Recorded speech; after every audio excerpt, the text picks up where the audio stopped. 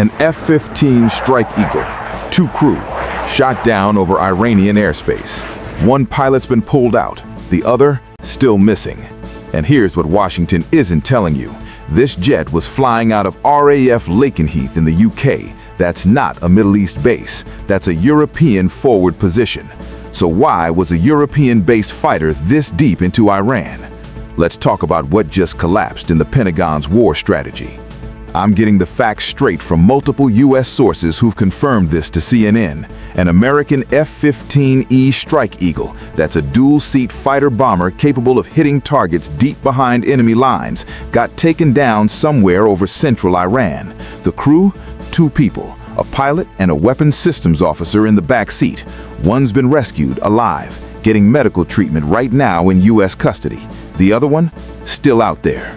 And Iranian state television isn't playing games. They're running footage. They're posting bounties. Fars News, that's one of their state-run outlets, literally put out a reward for anyone who captures what they're calling enemy pilots, plural.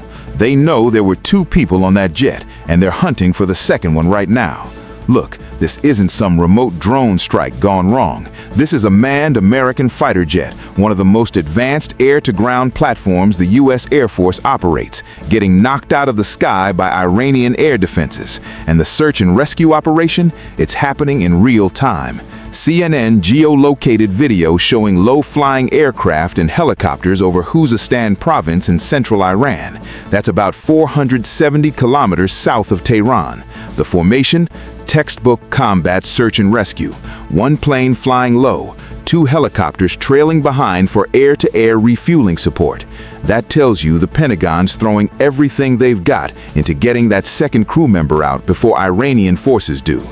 Now, here's where this gets really uncomfortable for Washington. President Trump got briefed. The White House confirmed that much. But 6 hours after this jet went down, the Pentagon hasn't issued an official statement. No press conference, no casualty report, no explanation for how a $30 million fighter jet, flown by some of the best-trained aviators in the world, got swatted out of the sky over a country we've been told has no air defense capability left.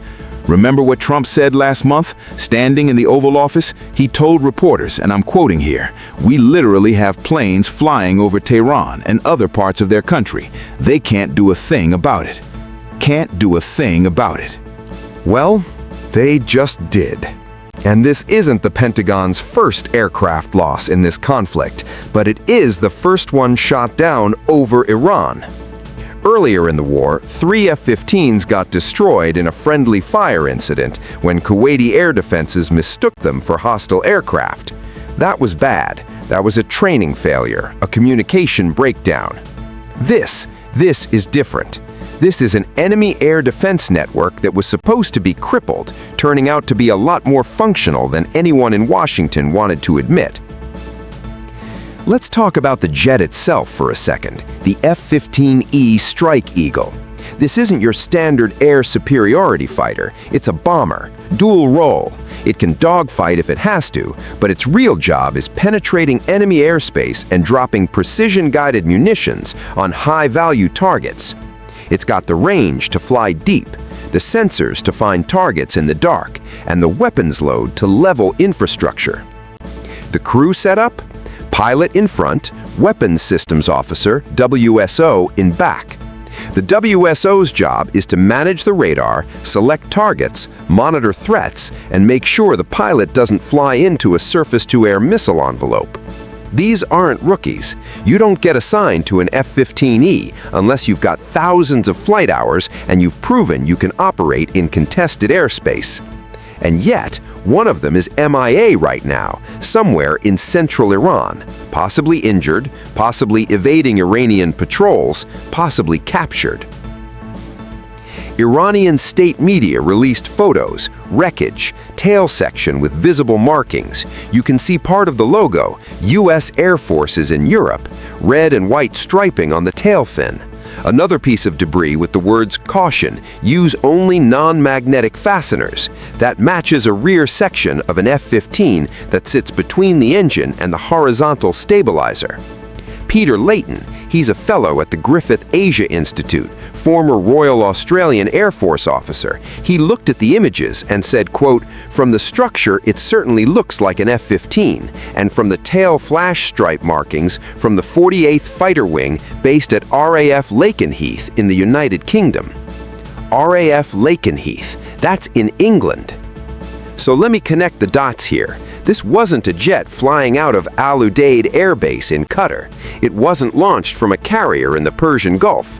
This was a fighter that took off from a NATO base in Europe, flew all the way across the Mediterranean, through contested airspace, deep into Iran, and got shot down. That flight profile tells you something. It tells you the Pentagon's relying on European assets to sustain operations this deep into Iranian territory. It tells you the regional bases, the ones in Kuwait, Bahrain, UAE, either don't have the capacity or the political clearance to run these kinds of missions anymore. And it tells you the logistics tail on this war is stretched thin. The 48th Fighter Wing, the Liberty Wing, they've been stationed at RAF Lakenheath since the Cold War. These aren't just any F-15s, they're the Air Force's premier deep strike unit in Europe. They train for high-intensity combat. They've deployed to Iraq, Afghanistan, Syria. They know contested airspace. But here's what's changed. They're now being tasked with missions that should be coming out of CENTCOM bases. Central Command. That's the Geographic Combatant Command responsible for the Middle East. If you're hitting targets in Iran, you should be flying out of bases in Qatar, Kuwait, or off carriers in the Gulf. Instead, the Pentagon's reaching back to European assets. Why? Because the regional partners, the Gulf states, are getting nervous. They don't want their air bases being the launch pad for strikes that could provoke Iranian retaliation on their soil. So Washington's quietly shifting the operational load to NATO infrastructure. That's a big deal. That's the kind of alliance strain that doesn't make headlines, but it fundamentally weakens your ability to sustain a campaign. Here's the kicker. Iranian state media is also claiming they shot down an F-35 stealth fighter. That's what the Islamic Revolutionary Guard Corps put out in their official statement. F-35, not F-15. Now, the wreckage photos clearly show an F-15. The tail markings match, the structure matches. But Iran's saying F-35. Why? Two possibilities. One, they genuinely misidentified it in the chaos of the shootdown. Air defense radar operators see a fast-moving target, they fire. They don't always get a perfect ID until after the fact. Or two, and this is the more interesting option, they're lying on purpose. They're inflating the propaganda value. Shooting down an F-15 is a win. Shooting down an F-35, the most advanced stealth fighter on the planet, is a massive propaganda win. It says your billion-dollar technology doesn't work. It demoralizes your adversary. It rallies your own population. Either way, the fact remains, a U.S. jet is down, a crew member is missing, and the Iranians are in full hunter mode. Now let's talk about what this means for you, the American taxpayer, the voter heading into 2026 midterms. This administration has been selling the public on the idea that this conflict is almost over, mission accomplished energy. Trump himself said the war's been won. Secretary of Defense has been talking about drawing down forces. The narrative has been, we've destroyed Iran's military infrastructure. We've got total air dominance. It's just a matter of time before they capitulate. And then this happens. An F-15 costs about $30 million. The training pipeline for a pilot, roughly $10 million per aviator. The weapons systems officer, another $5 to $7 million in training costs. So you're looking at a $50 million asset gone in one surface-to-air missile engagement. But it's not just the dollar cost, it's the strategic cost. Every time a U.S. aircraft gets shot down, it emboldens the enemy. It tells their population, you can fight back. It tells regional powers like Russia and China, American air superiority isn't absolute. And it tells U.S. allies, maybe Washington's overstating their capabilities. This isn't Vietnam, but the echoes are there. The overconfident rhetoric, the gap between what officials say and what's happening on the ground, the slow drip of losses that don't fit the "we're winning" narrative. And here's the part that should keep Pentagon planners up at night. If Iranian air defenses can shoot down an F-15, a jet that's been operating in this theater for months, what does that say about the intelligence picture? Did Iran rebuild their air defense network faster than expected? Did they get resupplied by Russia or China with newer systems? Did they adapt their tactics, maybe turning off radars into the last second to avoid being targeted by anti-radiation missiles? Or, and this is the worst-case scenario, did U.S. intelligence underestimate what Iran had left all along? Because if it's that last one, if the Pentagon's been operating under faulty assumptions about Iranian capabilities, then every pilot flying over that country right now is at risk. Let me paint you the tactical picture. An F-15E on a deep strike mission would have been flying with electronic warfare support, maybe an EA-18G Growler jamming enemy radars, maybe satellite intel feeding real-time threat updates. These missions are planned. They're not cowboys flying solo into hostile territory. And yet, something went wrong. Either the Iranian air defense system got a lucky shot through the jamming, or they've figured out a workaround. Surface-to-air missiles don't just get lucky against modern U.S. fighters. There's usually a failure somewhere in the chain. A radar operator who stayed off the grid until the last second, a missile system that popped up from a concealed position, a gap in the electronic warfare. The fact that the Pentagon isn't talking, that's them buying time to figure out what happened. Because if they brief Congress and say, we don't know how they shot it down, that's a problem. Here's what we do know about Iranian air defense capabilities. Before this conflict started, they had a mix of Russian-made S-300s, domestically produced Bavar 373 long-range SAMs, and a bunch of shorter-range mobile launchers. The US and Israel spent the first few weeks of this war hitting those sites hard. Command bunkers, radar installations, missile storage depots. Intelligence assessments from 2 months ago said Iran's integrated air defense network was degraded by 60 to 70%. That's Pentagon language for we broke most of their toys. But degraded doesn't mean destroyed, and 30 to 40% of a sophisticated air defense network is still dangerous, especially if they're smart about how they use it.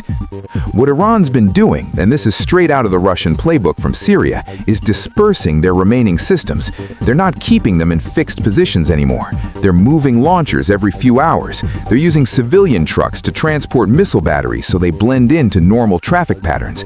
They're turning radars on for just 10 to 15 seconds, long enough to get a target lock, not long enough for U.S. anti-radiation missiles to home in on the signal. It's classic asymmetric adaptation. You can't match the U.S. in raw firepower, so you make yourself hard to find. You turn the entire country into a shell game. The enemy has to guess which radar site is real and which is a decoy, which truck is carrying missiles and which is carrying fruit.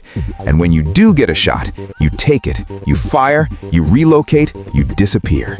That's how a degraded air defense network still manages to knock an F-15 out of the sky. Now here's where the politics get messy. Trump's been using this conflict as a campaign talking point. I'm the president who's tough on Iran. I'm the one who dismantled their military. I'm the one who restored American strength. And then an American jet goes down on his watch, with a crew member still missing while he's out there saying the war's essentially over. You think his opponents aren't going to use this? You think the 2026 midterm challengers aren't circling this story right now, drafting attack ads that say Trump declared victory and then our pilots started getting shot down? This is a political liability, and the longer that second crew member stays missing, the worse it gets. Let's talk swing states for a second. Pennsylvania, Michigan, Wisconsin, Arizona. These are states with large military and veteran populations, states where defense jobs matter, states where families have kids deployed overseas. When a jet goes down and a pilot's missing, those families pay attention. They ask questions. They want accountability. And if they don't like the answers they're getting from the administration, they vote accordingly. Republicans have a narrow majority in the House right now. The Senate split almost down the middle. A handful of competitive races in military-heavy districts could flip control of Congress. And this incident, this F15 shoot-down, just became ammunition for every candidate who wants to run on the administration lost control of the war. Stop right there. Before I show you what the Pentagon's next move is, I need to know you're locked in to this network. Independent battlefield analysis like this, the kind that doesn't get sanitized through official press briefings, doesn't stay free forever. Hit that subscribe button right now to keep getting the real intelligence picture. The mainstream media is going to bury this story in 48 hours. Don't let that happen. Stay informed. Click subscribe. Now, let's talk about the rescue operation and why it's about to get a lot more complicated. Search and rescue in hostile territory is one of the most dangerous missions the U.S. military runs. You've got a downed aviator, possibly injured, possibly under fire, possibly hiding in a ditch somewhere trying not to get caught. And you've got to get a rescue team in, extract them, and get out, all while Iranian forces are actively hunting for the same person. The video CNN geolocated shows the op in motion. Low-flying aircraft, helicopters. That's consistent with a combat search and rescue package. You'd have Apache gunships or AC-130s providing overwatch. You'd have special operations forces, probably a SEAL team or Air Force pararescue, ready to fast rope down if they get a positive location on the missing crew member. But here's the problem. The longer this drags out, the more time Iran has to saturate the area with troops, to set up ambushes, to move air defense systems into the search zone, to threaten the rescue birds. If that missing crew member gets captured on video, if Iranian state TV parades them in front of cameras, this turns into a hostage situation, and that changes everything. Remember the 1979 hostage crisis? 52 Americans held for 444 days. It destroyed Carter's presidency. It led to a failed rescue mission, Operation Eagle Claw, where 8 U.S. service members died in a helicopter crash in the Iranian desert. Nobody in the White House wants a repeat of that. Nobody wants to see an American pilot in an orange jumpsuit on Iranian television. So the pressure right now, on the ground commanders, on the intel analysts, on the White House Situation Room, is immense. Get that crew member out, fast, before this turns into a propaganda circus. Here's what a typical CSAR, Combat Search and Rescue, package looks like. You've got the Sandy aircraft, usually A-10 Warthogs or AC-130 gunships, flying low and slow to provide close air support if the rescue team takes fire. You've got the rescue helicopters, HH-60 Pavehawks, with pararescue jumpers on board. These are the guys who go into a hot zone, under fire if necessary, to extract a downed pilot. You've got aerial refueling tankers orbiting nearby because those helicopters burn through fuel fast when they're flying nap of the Earth to avoid radar detection. And you've got a command and control aircraft, probably an E-3 AWACS or a rivet joint signals intelligence plane, coordinating the whole operation and monitoring Iranian military communications. It's a massive commitment of resources, and it's all happening in real time, while Iranian forces are doing the exact same thing, flooding the area with Revolutionary Guard units, mobilizing local militias, setting up roadblocks. It's a race, and the clock's ticking. Now let's zoom out. Let's talk about what this means for the broader conflict. The U.S. has been running an air campaign over Iran for months, hitting weapons depots, hitting command centers, hitting infrastructure. The goal was to break Iran's ability to project power across the region, to cut off support to proxy groups in Iraq, Syria, Lebanon. And by most measures, it's been working. Iranian oil exports are down. Their military production facilities have taken heavy damage. Regional militias have been struggling to resupply. But air campaigns don't win wars by themselves. You need a political endgame. You need the other side to either capitulate or negotiate. And Iran's doing neither.